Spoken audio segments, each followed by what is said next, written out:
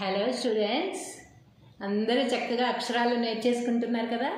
నేర్పించినట్టు మీ మైండ్లోకి వెళ్ళిపోతుంది కదా. మీకు చదవడం వచ్చేస్తుంది, రాయడం వచ్చేస్తుంది కదా. ఇప్పటి వరకు చెప్పిన అక్షరాలన్నిటినీ మీరు గుర్తుపెట్టేస్తారు కదా. సో ఇప్పుడు నెక్స్ట్ లెటర్స్కి వెళ్దాం. ఈరోజు ఇంకో 5 అక్షరాలు మీకు నేర్పించడానికి నేను సిద్ధంగా ఉన్నాను.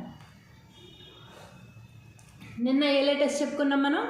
ట, ఠ, డ, ఢ, న చెప్పాం కదా.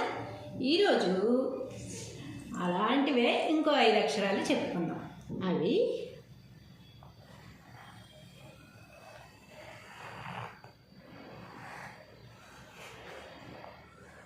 త,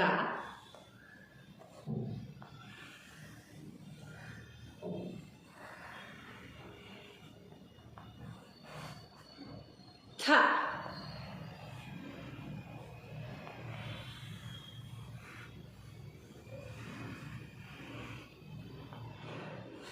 ద,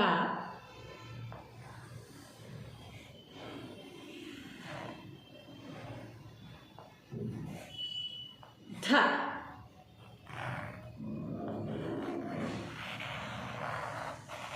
న,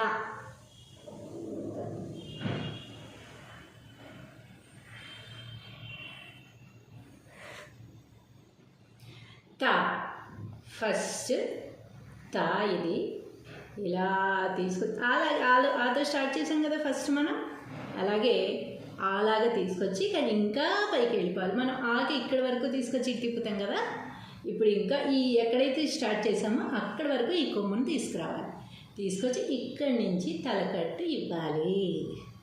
తలకట్టు ఇచ్చిన తర్వాత లోపల కూడా ఒక హాఫ్ జీరో అనమాట, అర్ధచంద్రాకారంలాగా ఒక హాఫ్ జీరో ఇక్కడ ఇవ్వాలి. ఇది త. జాగ్రత్తగా గుర్తుపెట్టుకోండి ఎలా రాయాలో.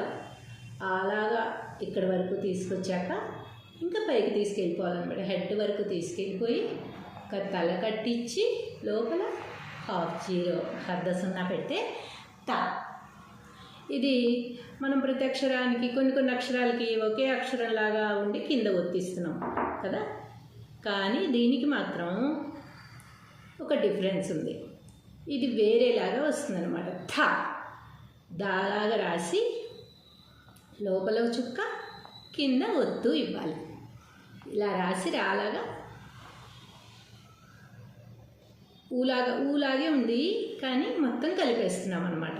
మొత్తం కలిపేసి పైన తలకట్టు, మధ్యలో చుక్క, కింద ఒత్తు ఇవ్వాలి. ఇది థ. సేమ్ ఇదే లెటర్ లాగా ముందు రాసిన లెటర్ లాగానే గుమ్మడికాయలాగా ఉంది కదా. ఇది చూస్తుంటే దీనికి సేమ్ ఇలా రాసి ఓన్లీ తలకట్టు మాత్రమే ఇవ్వాలి. దీంట్లో చుక్క ఒత్తు ఉంది కదా, ఇందులో ఆ 2 లేవు.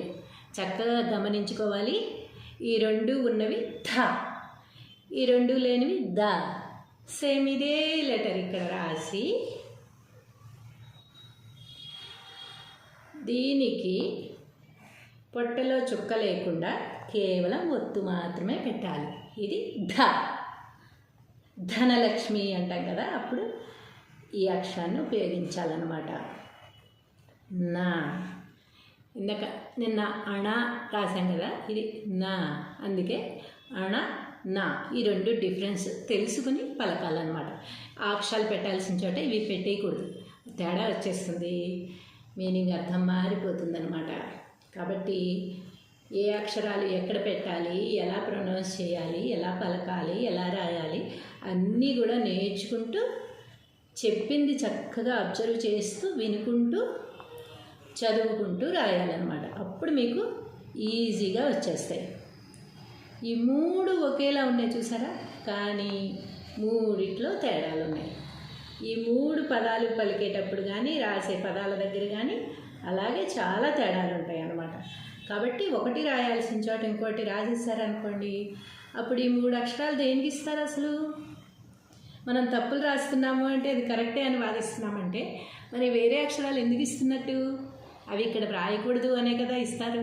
ఏ అక్షరం పెట్టాల్సిన చోట ఆ అక్షరం మాత్రమే రాయాలని కదా ఇస్తారు. కాబట్టి ఈ 3 ఒకటి పెట్టాల్సిన చోట ఒకటి పెట్టేయకుండా ఇది రాయాల్సిన చోట ఇదే రాయాలి, ఇది రాయాల్సిన చోట ఇదే రాయాలి, ఇది రాయాల్సిన చోట మాత్రమే ఈ అక్షరం పెట్టాలి. అప్పుడే అర్థాలు మారకుండా ఉంటాయి, చక్కటి ప్రొనౌన్సియేషన్ వస్తుంది, చక్కటి పదాలు మీకు తయారవుతాయి అన్నమాట. ఇంకోసారి నాతో పాటు చెప్పండి. త,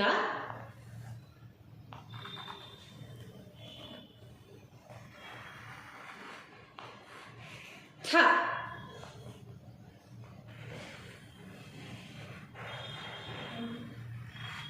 ద,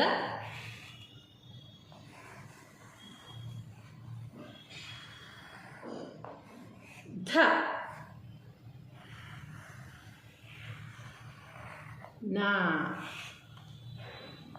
త,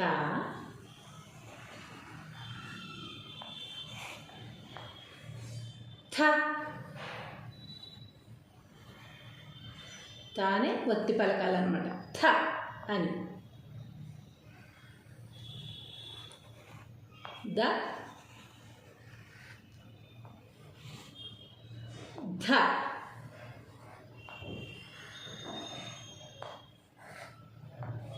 నా.